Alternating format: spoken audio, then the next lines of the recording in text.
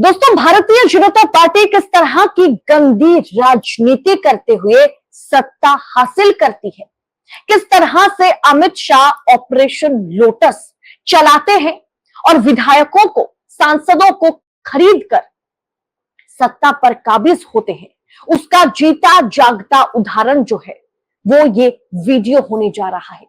ये वीडियो पूरा देखने के बाद आपको समझ में आ जाएगा कि किस तरह से महाराष्ट्र में वो जो MVA यानी महाविकास अघाड़ी का जो गठबंधन था, यानी शिवसेना, शरद पवार के गुट और साथ ही साथ कांग्रेस ने मिलकर के जिस तरह से सरकार बनाई थी महाराष्ट्र में, उसे जिस तरह से ढहाया गया था, उसके पीछे देवेंद्र फडणवीस, अमित शाह, नरेंद्र मोदी और भारतीय जनता पार्टी की किस तरह की गंदी राजनीति रही, उसका खुलासा, बड़ा खुलासा, विस्फोटक खुलासा हो गया है।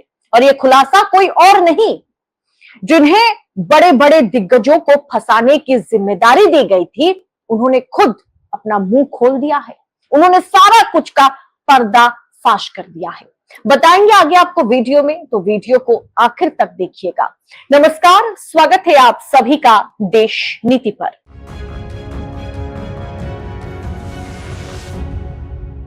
देश नीति, केवल सच्ची और पक्की खबरें। दोस्तों, भारतीय जनता पार्टी के लिए कहा जाता है कि बीजेपी जहां सरकार बनाती है, जहां जीतती है वहां तो सरकार बनाती है, जहां नहीं जीतती है वहां तो जरूर सरकार बनाती है। इसके पीछे राज यही है कि बीजेपी विधायकों को, नेताओं को, सांसदों को खरीदने की, उन्हें डराने की, धमकाने की ताकत रखती है। और उस ताकत का किस तरह से अमित शाह ने इस्तेमाल किया था महाराष्ट्र में, उसका खुलासा हो गया है। दोस्तों, सबसे पहले आप सत्य हिंद के इस आर्टिकल को देखिए। फडणवीस ने MVA महाविकास अघाड़ी के नेताओं को फंसाने के लिए मुझे मजबूर किया था। अनिल देशमुख का यह कहना है। ये वही और अनिल देशमुख है जिन पर ईडी ने शिकंजा कसा था और जिन पर यह दबाव बनाया गया था, जिन पर लाखों करोड़ डकारने के या मनी लॉन्ड्रिंग के आरोप लगे थे और बाद में ईडी के हाथ में कुछ नहीं आई थी, कुछ नहीं लगा था। और देवेंद्र फडणवीस ने किस तरह से शिवसेना प्रमुख उद्धव ठाकरे, एनसीपी प्रमुख शरद पवार और कांग्रेस के तमाम विधायकों पर, दिग्गजों पर, सांसदों पर किस तरह से उन्हें कहीं ना कहीं आपराधिक घोषित करने की जो साजिश बीजेपी ने रची थी, देवेंद्र फडणवीस ने रचा था और उससे भी ऊपर अमित शाह ने रचा था, चाणक्य ने रचा था, उसका पर्दाफाश हो गया है। अनिल देशमुख ने यह पर्दाफाश किया। उन्होंने क्या कुछ कहा, आप एक बार देखिए स्क्रीन पर। शरद पवार वाली एनसीपी के नेता अनिल देशमुख ने गुरुवार को उप मुख्यमंत्री देवेंद्र फडणवीस पर विस्फोटक आरोप लगाए। उन्होंने फडणवीस पर झूठे आरोपों के जरिए महाविकास अघाड़ी यानी MVA सरकार को गिराने की साजिश रचने का आरोप लगाया।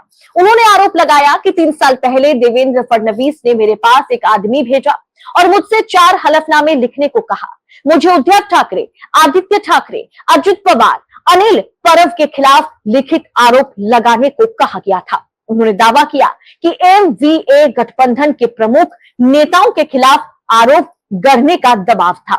इन आरोपों के बाद संजय राउत ने बीजेपी पर हमला भी किया था, जबकि बीजेपी फिलहाल इन आरोपों को खंडन करती हुई बीजेपी जो है नजर आ रही है। जाहिर सी बात है, बीजेपी इस बात को खंडन करेगी ना। देवेंद्र फडणवीस इस बात पर आप कह सकते हैं कि हामी भरेंगे और ना ही अमित शाह। जिसके बाद अनिल देशमुख ने कहा कि मेरी गिरफ्तारी हुई क्योंकि मैंने सीधे तौर पर इनकार कर दिया था कि ना मैं उद्धव ठाकरे, ना ही आदित्य ठाकरे, ना ही शरद पवार के खिलाफ मैं कोई इल्जाम लगाने वाला हूं।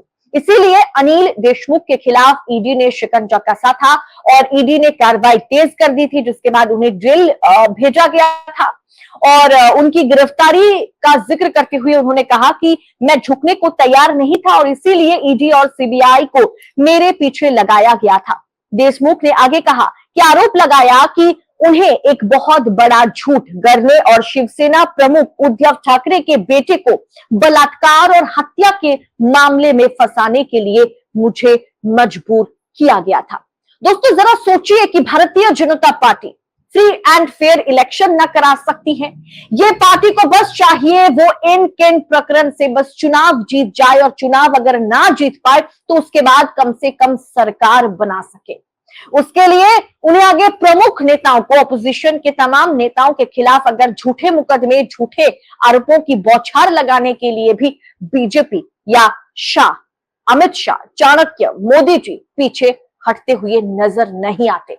यानी किस तरह से सोची समझी साजिश के तहत महाराष्ट्र में सरकार गिराई गई थी, उसका पर्दाफाश आज चल के हो रहा है, जबकि 3 महीने के भीतर जो है महाराष्ट्र में विधानसभा का चुनाव है। और इसी विधानसभा चुनाव में 2019 में जब बीजेपी और शिवसेना गठबंधन की जीत हुई थी, और बाद में हमने देखा था किस तरह से शिवसेना ने शरद पवार की पार्टी एनसीपी और कांग्रेस के साथ मिलकर के सत्ता में शिवसेना जो है बीजेपी को हटा करके काबिज हुई थी, और देवेंद्र फडणवीस, अमित शाह, मोदी को बड़ा झटका लगा था। लेकिन उन्होंने भी उनके खिलाफ जब ये साजिश एक तरह से शिवसेना ने रची थी, उद्धव ठाकरे ने रचा था, बाद में उसका बदला जो है मोदी और शाह ने ले लिया था सरकार को गिरा करके। लेकिन सरकार को गिराने के चलते किस तरह से झूठे मुकदमे, झूठे आरोपों का इस्तेमाल किया गया था, वो आज सबके सामने है। इसके अलावा अनिल देशमुख ने क्या कुछ कहा आपकी स्क्रीन पर। अनिल देशमुख ने कहा कि मेरे पास इसे साबित करने के लिए वीडियो रिकॉर्डिंग है, अगर कोई मुझे चुनौती देता है तो मैं सब कुछ बता दूंगा।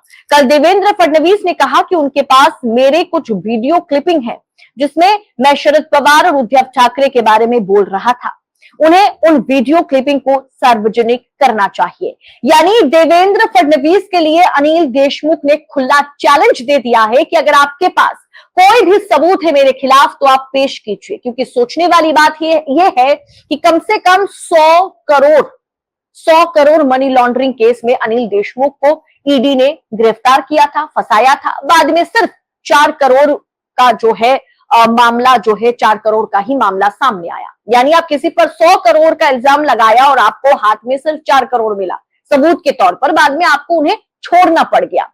और उसी को देखते हुए अब अनिल देशमुख ने खुला चैलेंज बीजेपी को दिया है कि अगर हो सके तो मेरे खिलाफ आप सबूत इकट्ठा कीजिए और आप सबूत दीजिए कि मैं जो कुछ भी कह रहा हूं ये झूठ है। यानी किस तरह से ऑपोजिशन के, विपक्ष के नेताओं के खिलाफ साजिश रची जा रही है।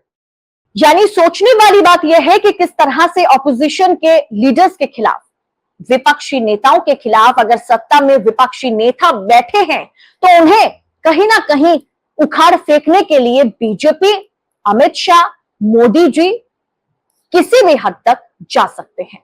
अनिल देशमुख के इतने बड़े खुलासे पर आपकी राय क्या है? किस तरह से सरकार को वहां पर गिराया गया था, जिसमें हमने देखा था तत्कालीन गवर्नर जो रहे भगत सिंह कोश्यारी की मिली भगत से किस तरह से रातों रात अजित पवार की पार्टी को, एकनाथ शिंदे की पार्टी को साथ में ला करके बीजेपी ने सत्ता हासिल की थी, और किस तरह से उस समय भी ईडी सीबीआई का खेल चला था। जितने भी लोग बीजेपी के गठबंधन में शामिल हुए थे सब ईडी के शिकंजे में रहे। और आगे चल के अब सामने विधानसभा चुनाव है, उससे पहले लोकसभा के नतीजे ने इतना तो साफ कर दिया, चाहे ईडी हो चाहे सीबीआई हो, बीजेपी किसी भी शस्त्र का कितना भी इस्तेमाल क्यों ना कर ले, हार और जीत जो है वो आज भी जनता के हिसाब से होकर रहेंगे। आपकी राय इस पर क्या है? अनिल देशमुख ने जिस तरह से बताया कि किस तरह से उन पर दबाव बनाया गया था, उद्धव ठाकरे, शरद पवार और आदित्य ठाकरे को बदनाम करने का दबाव उन पर किस तरह से बनाया गया था अमित शाह द्वारा, फडणवीस द्वारा, उस पर आपकी राय क्या है? आपकी टीका टिप्पणी क्या है? कमेंट कर अपनी राय हमारे साथ जरूर शेयर कीजिएगा।